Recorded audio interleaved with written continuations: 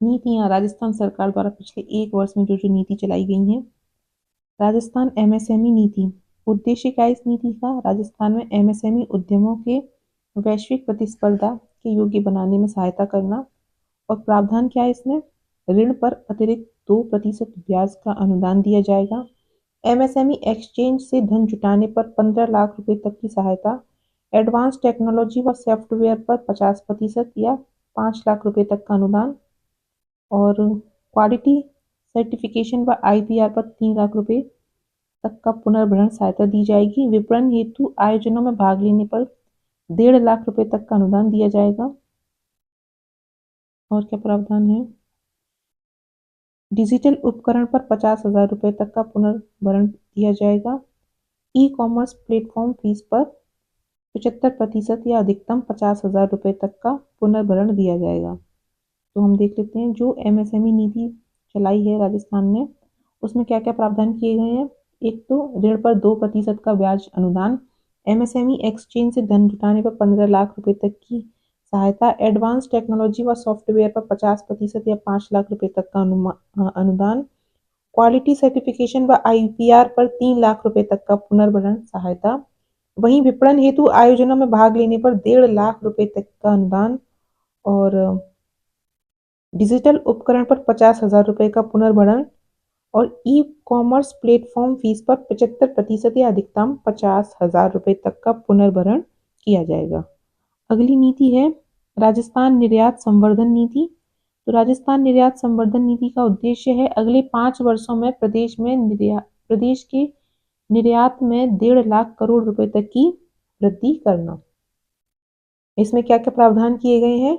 मुख्यमंत्री निर्यात वृद्धि अभियान चलाकर नए उद्यमों को निर्यातक बनाने हेतु प्रोत्साहित करना। कौन सा अभियान चलाकर? मुख्यमंत्री निर्यात वृद्धि अभियान चलाकर निर्यातकों को दस्तावेजीकरण पर 50% या 5 लाख रुपए तक का सहायता दी जाएगी। साथ ही अंतर्राष्ट्रीय आयोजनों में भागीदारी पर 75% या 3 लाख रुपए का अनुदान दिया जाएगा। प्रोडक्ट टेस्टिंग पर 75% पुनर्भरण या 20,000 रुपए प्रति शिपमेंट व 3 लाख रुपए प्रति वर्ष तक प्रोडक्ट टेस्टिंग पर पुनर्भरण दिया जाएगा।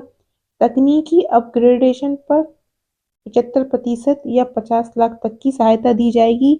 वहीं ई कॉमर्स प्लेटफॉर्म फीस पर 75% या 2 लाख रुपए तक का पुनर्भरण दिया जाएगा। तो राजस्थान निर्यात संवर्धन नीति का क्या लक्ष्य है? अगले 5 वर्षों में प्रदेश के निर्यात में 1.5 लाख करोड़ की वृद्धि करनी है हमें। और इसमें क्या क्या प्रावधान किए गए हैं? मुख्यमंत्री निर्यात वृद्धि अभियान चलाकर नए उद्यमियों को निर्यातक बनाने हेतु प्रोत्साहित किया जाएगा। निर्यातकों को दस्तावेजीकरण पर 50% या 5 लाख रुपए तक की सहायता दी जाएगी। अंतर्राष्ट्रीय आयोजनों में भागीदारी पर 75% या 3 लाख तक का अनुदान। वहीं प्रोडक्ट टेस्टिंग पर 75% का पुनर्भरण 20,000 रुपए प्रति शिपमेंट व 3 लाख प्रति वर्ष तक। तकनीकी अपग्रेडेशन पर 75% या 20 लाख तक की सहायता दी जाएगी। वहीं ई कॉमर्स प्लेटफॉर्म फीस पर 75% या 2 लाख रुपए का पुनर्भरण किया जाएगा। अगली है राजस्थान एक जिला एक उत्पाद नीति 2024। राजस्थान एक जिला एक उत्पाद नीति का उद्देश्य क्या है? जिलों की अर्थव्यवस्था को बढ़ावा देना एवं कारीगरों, शिल्पकारों, कृषकों, निर्माताओं की आय को बढ़ाना। इसमें क्या क्या प्रावधान किए गए हैं? नवीन सूक्ष्म उद्यमों को 25% या अधिकतम 15 लाख और लघु सूक्ष्म उद्यमों को 15% या अधिकतम 20 लाख रुपए तक का मार्जिन मनी अनुदान सहायता। कितनी सहायता दी जाएगी? जो नवीन सूक्ष्म उद्यम है, नए उद्यम है, उनको 25% या फिर अधिकतम 15 लाख रुपए तक की सहायता। वहीं जो लघु उद्यम है उनको 15% या 20 लाख रुपए तक की मार्जिन मनी अनुदान सहायता दी जाएगी। और क्या प्रावधान किए गए हैं? सूक्ष्म व लघु उद्यमों को एडवांस टेक्नोलॉजी व सॉफ्टवेयर पर 50% या 5 लाख रुपए तक का क्या दिया जाएगा? अनुदान दिया जाएगा। क्वालिटी सर्टिफिकेशन पर आईपीआर पर 75% या 3 लाख रुपए का पुनर्भरण दिया जाएगा। विपणन आयोजनों में भाग लेने के लिए 2 लाख रुपए तक की सहायता दी जाएगी। ई कॉमर्स प्लेटफॉर्म फीस पर 75% या 1 लाख रुपए प्रति वर्ष का 2 साल तक पुनर्भरण किया जाएगा। कैटलॉगिंग व ई कॉमर्स वेबसाइट विकास के लिए 60% या 75,000 रुपए का एकमुश्त अनुदान, एकमुश्त सहायता दी जाएगी। तो राजस्थान एक जिला एक उत्पाद नीति 2024 में क्या उद्देश्य रखा गया है? जिले की अर्थव्यवस्था को बढ़ावा देना एवं कारीगरों, शिल्पकारों, कृषकों और निर्माताओं की आय को बढ़ाना। इसमें क्या क्या प्रावधान किए गए हैं? जो नए सूक्ष्म उद्यम होंगे उनमें 25% या 15 लाख की अधिकतम सहायता दी जाएगी। लघु उद्यमों को 15% या अधिकतम 20 लाख रुपए तक की मार्जिन मनी अनुदान दी जाएगी। सूक्ष्म व लघु उद्यमों को एडवांस टेक्नोलॉजी और सॉफ्टवेयर के लिए कितना 50% या 5 लाख का अनुदान। क्वालिटी सर्टिफिकेशन के लिए आईपीआर पर 75% या 3 लाख रुपए का पुनर्भरण। विपणन आयोजनों में भाग लेने के लिए 2 लाख रुपए तक की सहायता। ई कॉमर्स फीस पर 75% या 1 लाख रुपए प्रति वर्ष 2 साल तक पुनर्भरण। और कैटलॉगिंग व ई कॉमर्स वेबसाइट विकास के लिए 60% या 75,000 रुपए तक का एकमुश्त सहायता दी जाएगी। अगला है एकीकृत क्लस्टर विकास योजना 2024। क्या उद्देश्य है एकीकृत क्लस्टर विकास योजना का? इसका उद्देश्य है हस्तशिल्प, हथकरघा अथवा एमएसएमई क्षेत्र में कार्यशील उद्यमों की उत्पादकता, गुणवत्ता व कार्यक्षमता को बढ़ाना। और इसमें क्या क्या प्रावधान किए गए हैं? प्रावधान किए गए राज्य में हस्तशिल्प, हथकरघा क्षेत्र के क्लस्टर हेतु सॉफ्ट इन्वेस्टमेंट इंटरवेंशन करके ट्रेनिंग, मार्केटिंग आदि गतिविधियों हेतु 50 लाख रुपए तक की सहायता। कितने लाख तक की सहायता? 50 लाख। आर्टिजन और हथकरघा क्षेत्र में क्लस्टर में कच्चा माल डिपो हेतु ऋण पर 8% का ब्याज अनुदान। और शिल्पकारों एवं बुनकरों को ई कॉमर्स हेतु 50,000 रुपए तक की विक्रय सहायता। सूक्ष्म लघु उद्यमों द्वारा क्लस्टर में 10 करोड़ रुपए तक की लागत वाले सीएफसी यानी कॉमन फैसिलिटी सेंटर स्थापित करने हेतु 90% अनुदान दिया जाएगा। वहीं गैर रीको और औद्योगिक क्षेत्र में विद्यमान क्लस्टर्स में आधारभूत सुविधाओं के विकास हेतु 10 करोड़ रुपए तक की परियोजना लागत में अधिकतम 80% का अनुदान। गैर रीको औद्योगिक क्षेत्रों में न्यूनतम 10 एकड़ भूमि पर नवीन क्लस्टर के विकास हेतु अधिकतम 60% या 5 करोड़ रुपए की सहायता। एक बार रिवाइज कर लेते हैं इसको। तो एकीकृत क्लस्टर विकास योजना 2024 का क्या उद्देश्य है? हथकरघा, हस्तशिल्प, एमएसएमई क्षेत्र में कार्यशील उद्यमों की उत्पादकता, गुणवत्ता और कार्यक्षमता को बढ़ाना। इसके लिए सरकार ने क्या क्या प्रावधान किए हैं कि राज्य में हस्तशिल्प, हथकरघा क्षेत्र के क्लस्टर हेतु सॉफ्ट इंटरवेंशन करके, कैसी इंटरवेंशन? सॉफ्ट इंटरवेंशन करके ट्रेनिंग और मार्केटिंग आदि गतिविधियों के लिए तो 50 लाख की सहायता। और आर्टिजन हथकरघा क्षेत्र में क्लस्टर में कच्चा माल के ऋण हेतु 8% का ब्याज अनुदान देगी कच्चे माल के लिए। और शिल्पकारों, बुनकारों को ई कॉमर्स के लिए 50,000 रुपए तक की सहायता देगी। सूक्ष्म लघु उद्यमों द्वारा क्लस्टर्स में 10 करोड़ रुपए तक की लागत वाली कॉमन फैसिलिटी सेंटर की स्थापना हेतु 90% का अनुदान देगी कि अगर आपको कॉमन फैसिलिटी सेंटर जो है स्थापित करना है तो हम 90% तक का अनुदान दे देंगे, यानी 10 करोड़ का अगर तुम कर रहे हो तो 9 करोड़ सरकार दे देगी। और गैर रीको औद्योगिक क्षेत्र में अगर गैर रीको औद्योगिक क्षेत्र में कर रहे हो तो 80% का अनुदान देगी 10 करोड़ पर। देखो, सूक्ष्म लघु उद्योग क्लस्टर अगर सीएफसी की स्थापना कर रहे हैं तो 90%, गैर रीको औद्योगिक क्षेत्र में कर रहे हैं तो 80% का अनुदान। और गैर रीको औद्योगिक क्षेत्र में न्यूनतम 10 एकड़ भूमि पर नवीन क्लस्टर के विकास कर रहे हो, अगर 10 एकड़ भूमि पर नवीन क्लस्टर का विकास कर रहे हो तो 60% अधिकतम क्या देगी? अनुदान देगी।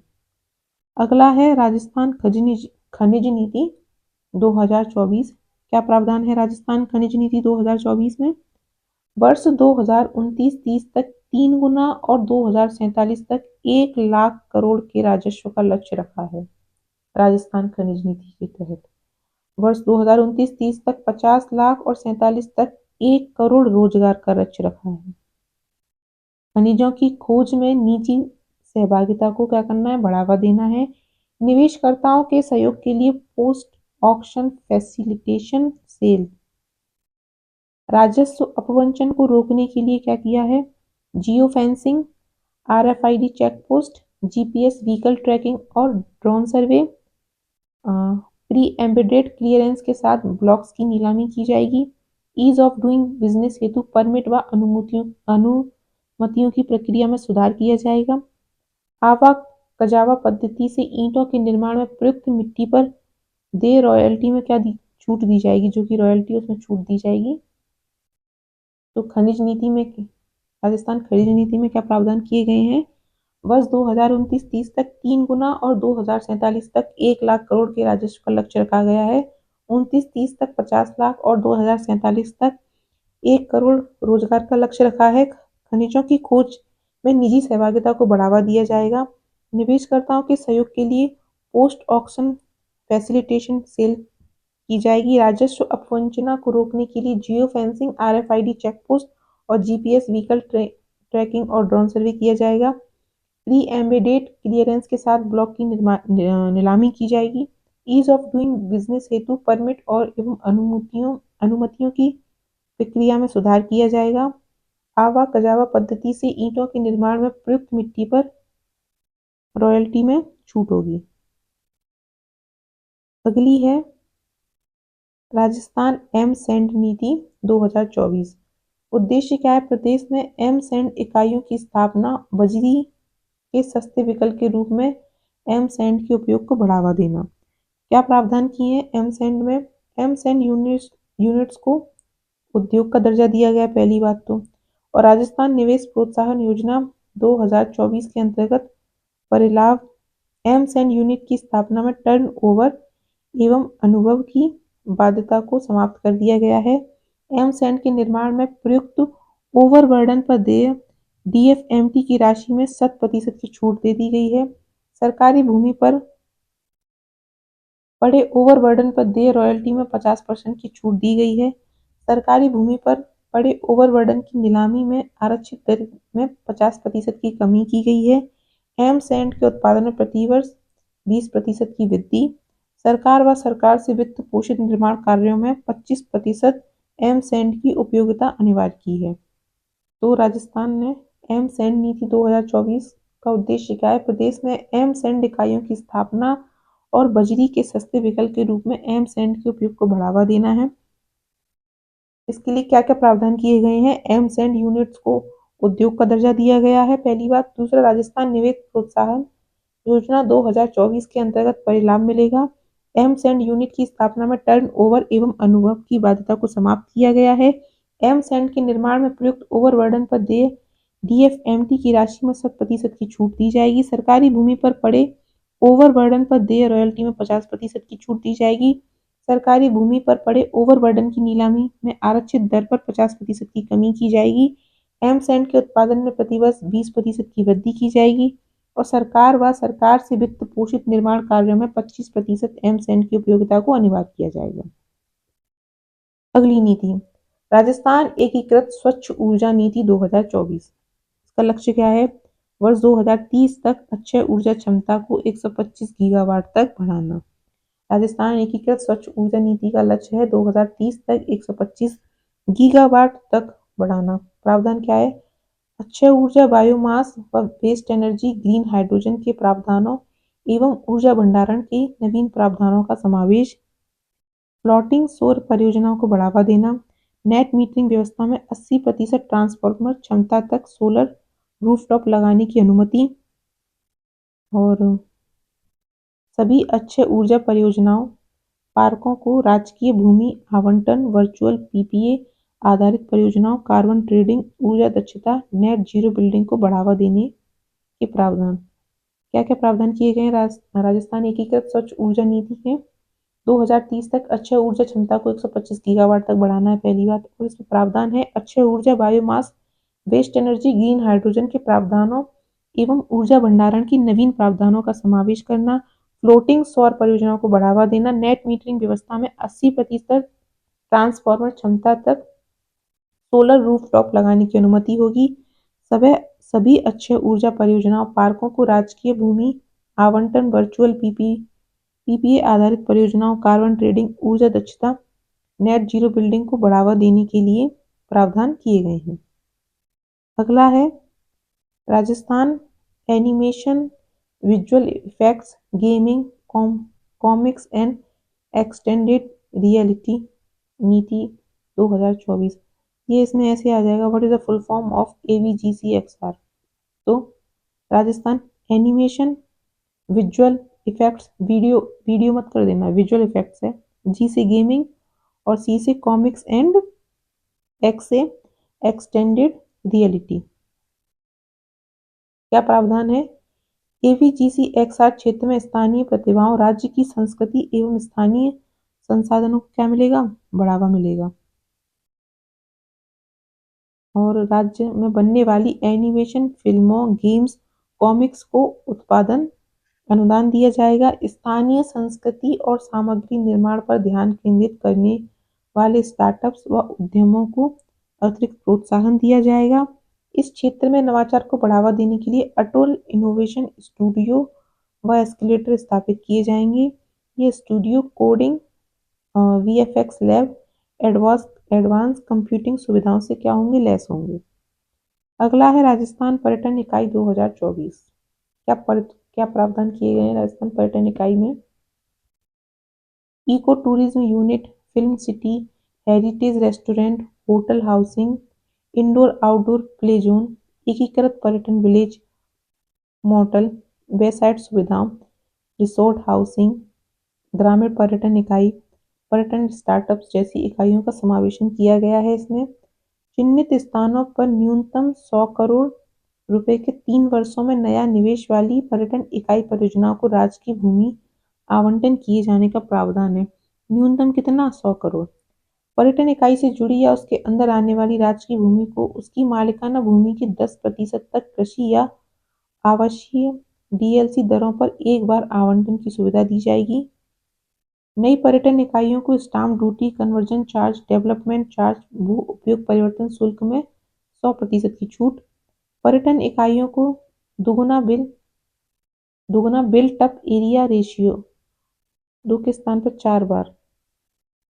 तो पर्यटन इकाइयों को कितना एरिया रेशियो दिया जाएगा? डबल। टूरिज्म एवं हॉस्पिटैलिटी क्षेत्र को औद्योगिक दर्जा मिलने से UD टैक्स, बिजली दरें, भवन प्लान शुल्क वाणिज्य दरों के स्थान पर औद्योगिक दरों पर लागू होंगे। एक बार इन नीतियों को हम फिर से क्या कर लेते हैं, पढ़ लेते हैं फटाफट से।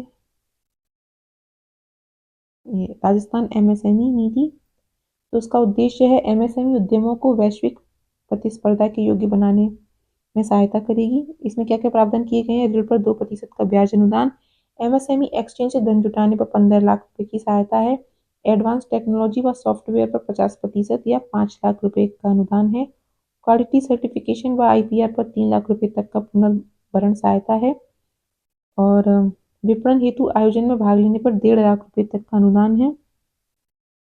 डिजिटल उपकरणों पर 50,000 रुपए तक का पुनर्भरण है। ई-कॉमर्स प्लेटफॉर्म फीस 75% या 50,000 रुपए तक का पुनर्भरण है।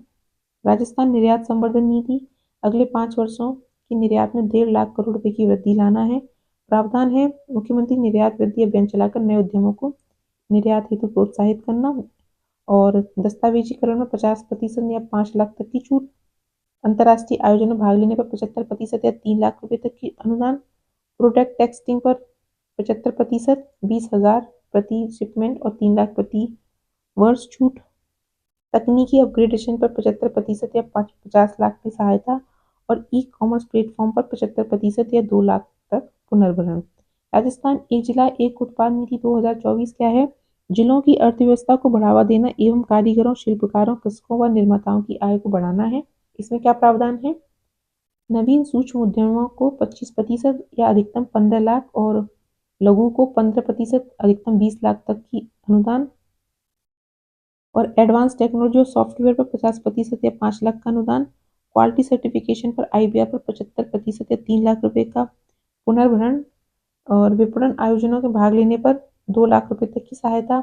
ई-कॉमर्स प्लेटफॉर्म पर 75% या 1 लाख प्रति वर्ष का 2 साल का पुनर्भरण है। कैटलॉगिंग व ई-कॉमर्स वेबसाइट विकास के लिए 60% या 75,000 की एक मुश्त सहायता। एकीकृत क्लस्टर विकास योजना क्या है? हस्तशिल्प, हथकरघा तथा एमएसएमई क्षेत्र में कार्यशील उद्यमों की उत्पादकता, गुणवत्ता व कार्यक्षमता को बढ़ाना। इसमें क्या प्रावधान है? हस्तशिल्प हस्तकरघा क्लस्टर सॉफ्ट इंटरवेंशन करके ट्रेनिंग और मार्केटिंग आदि के माध्यम से 50 लाख की सहायता दी जाएगी। आर्टिजन और हथकरघा क्षेत्र में क्लस्टर में कच्चा माल डिपो हेतु 8% ऋण अनुदान और शिल्पकारों व बुनकरों को ई कॉमर्स हेतु 50,000 तक विक्रय सहायता। सूक्ष्म लघु द्वारा क्लस्टर में 10 करोड़ के निवेश पर सीएफसी बनाने पर 90% का अनुमान।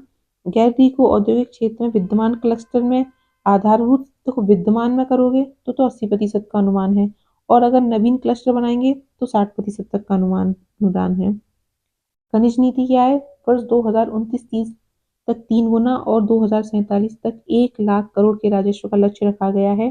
2029-30 तक 50 लाख और 47 तक 1 करोड़ रोजगार का लक्ष्य रखा गया है। निजी सहभागिता को बढ़ाना है और पोस्ट ऑक्शन फैसिलिटेशन सेल में सहयोग किया जाएगा। और अपवंचना को रोकने के लिए जियो fencing, RFID check post, GPS vehicle training एवं drone survey, pre embedded clearance के साथ ब्लॉक्स की नीलामी की जाएगी। ईज ऑफ डूइंग बिजनेस हेतु परमिट व अनुमतियों की प्रक्रिया में सुधार होगा। आवा कजावा पद्धति से ईंटों के निर्माण में प्रयुक्त मिट्टी पर देय रॉयल्टी में छूट मिलेगी।